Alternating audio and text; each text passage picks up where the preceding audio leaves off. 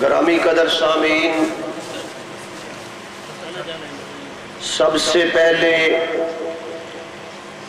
نوجوانان توحید و سنت کے کارکنوں کو خاص طور پر صوبہ پنجاب کے امیر سید شفاء اللہ شاہ صاحب بخاری، صوبہ پنجاب کے ناظم اعلیٰ قاری محمد عصمت اللہ صاحب کو میں ہدیہ تبریک پیش کروں گا کہ جنہوں نے اس عظیم اجتماع کا انعقاد کیا۔ میں اپنے دل کی گہرائیوں سے برادر عزیزم حکیم محمد طارق خان صاحب کو بھی ہدیہ تبریک پیش کروں گا کہ جنہوں نے اس اجتماع کے انعقاد میں معاونت فرمائی۔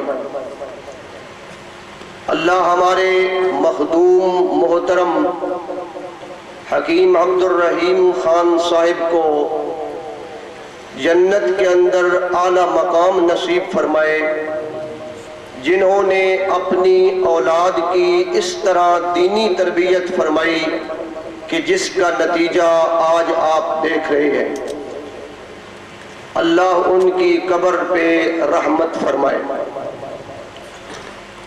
آپ یہ بات جانتے ہیں کہ چند بکھرے ہوئے موتیوں کو اگر ایک لڑی میں پرو دیا جائے،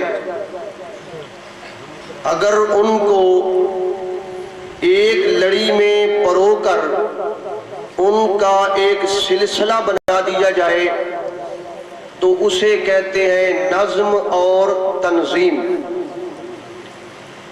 اور تنظیم ہو یا جماعت ہو، تنظیم وہی صحیح تنظیم ہوتی ہے، جماعت وہی صحیح جماعت ہوتی ہے جس جماعت کا ہدف اور مقصد ایک ہو۔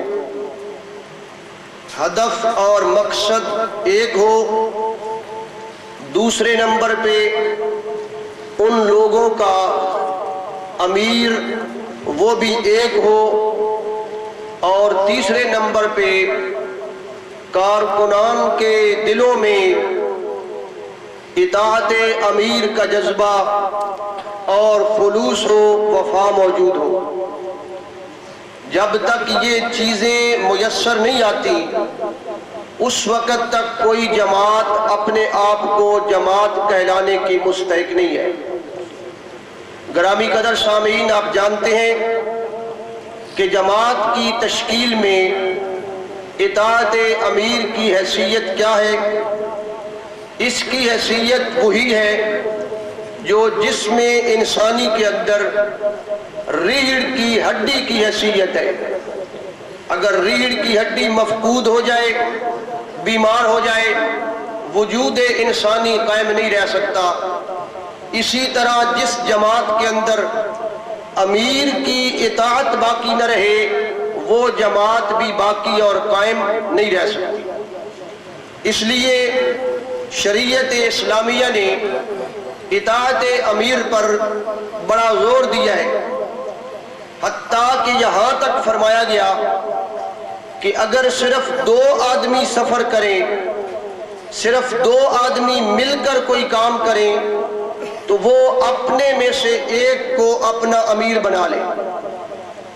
اطاعت امیر کی وجہ سے قوم کے اندر وحدت باقی رہتی ہے۔ اطاعت امیر کی وجہ سے اختلاف رائے جنم نہیں لیتا۔ اطاعت امیر کی وجہ سے خواہشات نفسانی مغلوب رہتی ہیں۔ اطاعت امیر کی وجہ سے شیطانی حملے کارگر نہیں ہوتے۔ اطاعت امیر کی وجہ سے کبر اور غرور کا، عجب کا خاتمہ ہوتا ہے، خود رائی اور خود نمائی کا استحصال ہوتا ہے۔ اگر اطاعت امیر کو چھوڑ کر ہم اپنی مرضی پہ چلنے لگ جائیں تو گویا اس آدمی نے ایک امیر نہیں 2 امیر بنا لیے. ایک وہ امیر جو جماعت میں موجود ہے اور دوسرا اس نے اپنی خواہش کو امیر بنا لیا, اپنی مرضی کو امیر بنا لیا. اور یہ بات آپ جانتے ہیں کہ جہاں 2 امیر بن جائیں وہاں تباہی آئے گی یا نہیں آئے گی؟ وہ ملک تباہ ہو جائے گا. جس کے 2 بادشاہ ہو وہ ادارہ تباہ ہو جائے گا. جس کے 2 سربراہ ہو اور وہ غلام بھی تباہ و برباد ہو جائے گا. جس کے 2 آقا ہو, حتیٰ کہ میرا اللہ قرآن میں فرماتا ہے کہ اگر کائنات کے اندر 2 الہ ہوتے, 2 معبود ہوتے, کائنات کا نظام درم برم ہو جاتا. لو کان فیہما آلہۃ الا اللہ لفسدتا, اگر 2 الہ ہوتے کائنات کا نظام بگڑ جاتا. اس لیے جماعت کو قائم رکھنے کے لیے اطاعت امیر ایک بنیادی چیز ہے. اسی لیے پیغمبر علیہ السلام نے جماعت کے ساتھ جڑے رہنے کا حکم دیا اور آپ نے ارشاد فرمایا علیکم بالجماع, او لوگو جماعت کے ساتھ جڑے رہو. الزموا الجماع, جماعت کو لازم پکڑو. فإنہ من شذ شذ فی النار, جو جماعت سے علیحدہ ہو گیا گویا کہ وہ جہنم کے اندر چلا گیا. علامہ اقبال نے بھی اسی لیے کہا ہے فرد قائم ربط ملت سے ہے, تنہا کچھ نہیں, موج ہے دریا میں بیرون دریا کچھ نہیں. گرامی قدر سامعین, پیغمبر علیہ السلام کا واضح ارشاد ہے. آپ نے فرمایا ان امر علیکم عبد حبشی, کہ لوگو اگر تمہارا امیر کسی اونچے آدمی کو نہیں, کسی عبد کو, کسی غلام کو, آپ جانتے ہیں معاشرے میں غلام کی کیا حیثیت ہوتی ہے, کسی عبد اور غلام کو تمہارا امیر بنا دیا جائے اور وہ غلام بھی عرب کا نہیں, فرمایا عبد اسود حبشی, اور وہ غلام بھی حبشی ہو, کالے رنگ کا غلام ہو. اور صرف کالے رنگ کا نہیں, میرے پیغمبر صلی اللہ علیہ وسلم نے فرمایا مجدع, جس کے ہاتھ پاؤں کٹے ہوئے ہوں, کأن رأسہ زبیبۃ, اس کا سر چھوٹا سا ہو, لمبا سا ہو, انگور کے دانے کی طرح اس کا سر ہو, لولا اور لنگڑا, وہ امیر اگر تمہارا بنا دیا جائے, کالے رنگ کا ہو, غلام ہو, پیغمبر صلی اللہ علیہ وسلم نے ارشاد فرمایا شرط یہ ہے یقودکم بکتاب اللہ, وہ تمہیں اللہ کی کتاب کے مطابق